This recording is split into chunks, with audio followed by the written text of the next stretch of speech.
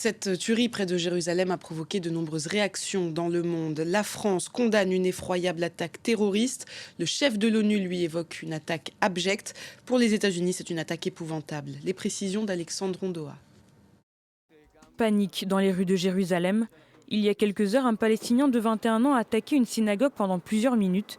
Une fusillade vivement condamnée par l'ONU. Le secrétaire général de l'ONU, Antonio Guterres, condamne fermement l'attentat meurtrier contre une synagogue à Jérusalem-Est, particulièrement abjecte, en ce jour de commémoration de l'Holocauste. Il n'y a jamais aucune excuse pour des actes terroristes. Ils doivent être condamnés et rejetés par tous. Une émotion partagée par plusieurs pays à travers le monde, au lendemain des commémorations internationales des victimes de la Shoah. Plusieurs gouvernements se sont dit choqués de cette attaque, survenue dans une localité considérée par les Israéliens comme un quartier de Jérusalem. Cette attaque contre des civils au moment de la prière et le jour des commémorations internationales des victimes de la Shoah est particulièrement abjecte.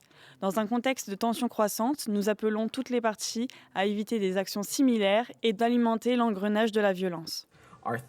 Nos pensées, nos prières et nos condoléances vont aux personnes tuées et blessées dans cet acte de violence odieux.